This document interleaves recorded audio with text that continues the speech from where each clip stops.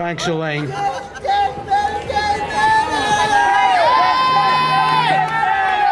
My name is Steve Gold, and I'm an attorney from Philadelphia, Pennsylvania.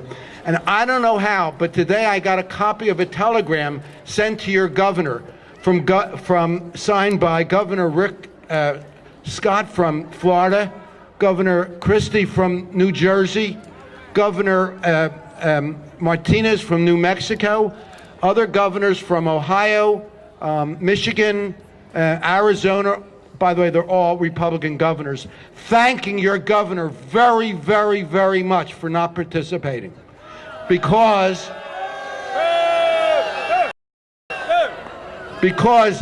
they have all decided to participate, and therefore all of you taxpayers in Texas will be paying for the health care of low-income people in all of those other states, and they're really, really, really appreciative that you guys are so kind to the poor people in so many other states.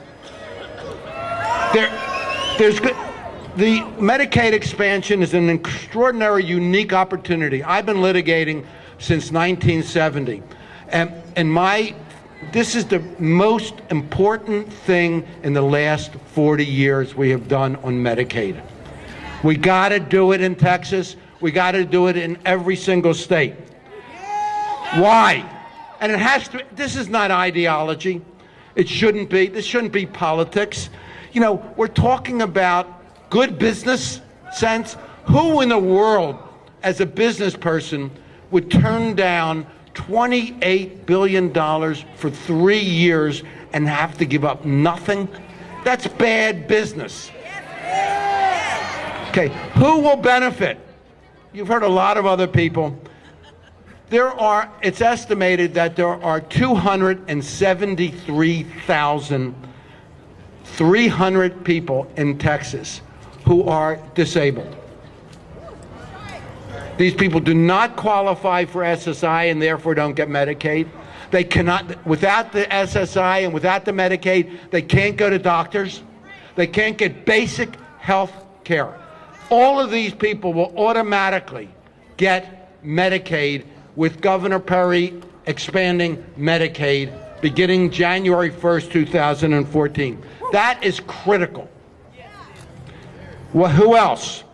How about, one of the things that always amazes me about Austin is the number of homeless people who are here who are apparently have some kind of mental illness. Well, guys, you're not paying for them right now. They're not getting services. Those people all would be benefited from Medicaid expansion. Expanding Medicaid, you heard from the worker, one of the attendants, Kathy, by having Medicaid expansion, you will have incredibly increase in funds to increase both wages, benefits, provider rates for people to get services in the community. These are disabled people who desperately need services. They are so severely underpaid. It is absolutely a sin how the wages and benefits for people providing such essential care haven't been raised. You heard that Texas is 50th state, the worst in the country, for number of uninsured people. You're also 49th worst in the state for providing community-based services for people with developmental disabilities. And this has been pretty consistent for the last 10 years. With expansion Medicaid, there are 150,000 people in Texas on waiting lists for services. These are disabled people. They're living with their parents, they're living in group homes, and they want to live the way the rest of us live. Now, I really think that given Governor Scott, who has the same ideology as Governor Perry, Governor Christie maybe have a little bit less, Martinez definitely does, they understood that it made no sense to turn down money this way. So let me suggest that Governor Perry is like a blushing new date who knows he really, really, really wants to kiss on the first date. He really does, but he doesn't know how to take the first step. The New York Times today had a big story about this rally, and which is amazing into itself. They don't ever give disability that kind of coverage, or Medicaid they've begun to. And one of the things that Governor Perry said in this, and this is like the kiss in the first date.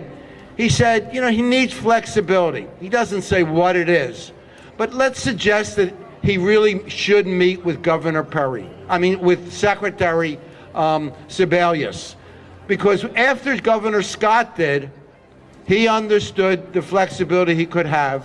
Governor of Pennsylvania is meeting with it, and we really expect him to join.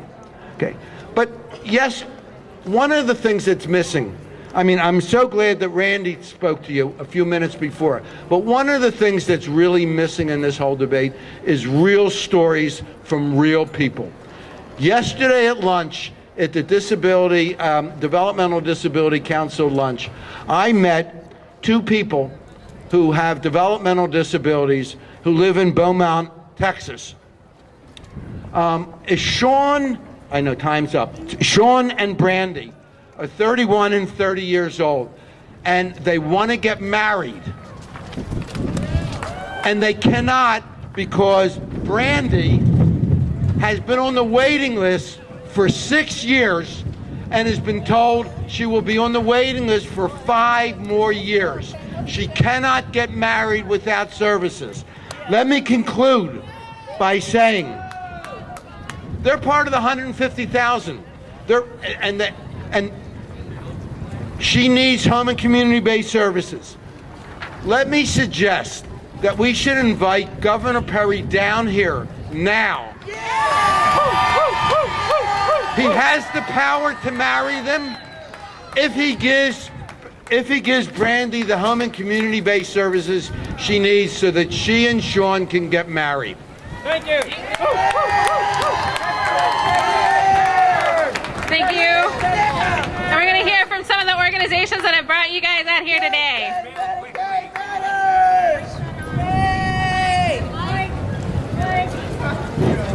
Hello. Real quickly, there's a saying in don't mourn, organize. Well, this has been one of the best organized things, Texas Medicaid Matters Coalition. You should all be proud. I want you to know that the march and the rally is the largest rally of Medicaid recipients and advocates, over 3,000 people strong. You should be proud of yourself. So when you go back to your local communities, don't mourn, organize, because the fight doesn't end today, it begins today. Don't mourn, organize.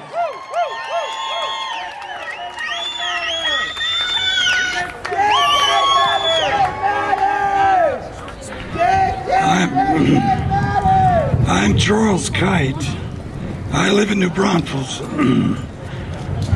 I was in healthcare administration for 40 years. And unless you're blinded by a political ideology, the business case for Medicaid expansion has been made. But the business case is not the only part of the story. As the Reverend said from the Methodist Church, we live in a society, not just an economy.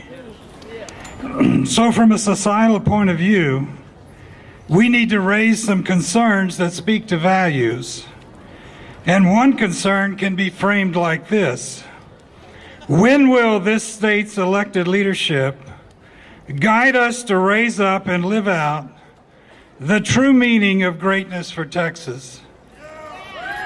We must not be the generation who loses sight of our highest ideals. We must hold to the teachings of our better angels and not allow the self-centered and selfish political ideology to cause us to abandon this opportunity to improve access to health care for Texans greatest in need. Those who have come before us have committed such ideals to granite inscriptions on the buildings and monuments in this place. On the west wall of the State Library building, between here and the parking garage, there's a quotation from the first Texas Constitution. It reads, "All political power is inherent in the people, and all free governments are founded on their authority and instituted for their benefit." Instituted for their benefit. Today we call upon all who office in this Capitol to honor those founding principles, principles which, as an elected official, they are sworn to uphold. We must choose, and they must choose, between two conflicting motivations. One is compassion, and the other is self-centeredness. Currently, we hear some elected leaders choosing to allow political posturing to trump the opportunity to improve access to health care. Will our elected leaders opt in to expansion and show us to be Texas friendly and Texas proud, or will they cross to the other side of the road so as to ignore their neighbor in need? Let's agree here today. We will take notice and we will remember whether or not our leaders use their authority for the good of the people or pass them by on the other side.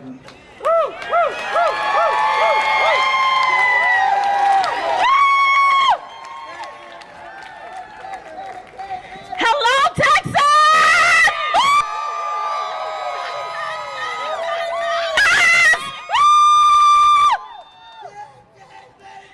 Texas Medicaid Matters! Hello, my name is Valda, Spence, and I'm from Houston, Texas!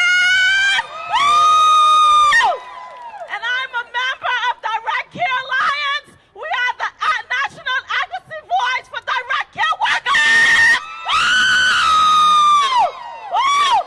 Texas Medicaid Matters! As a caregiver, I take care of an elderly lady. She's a stroke patient.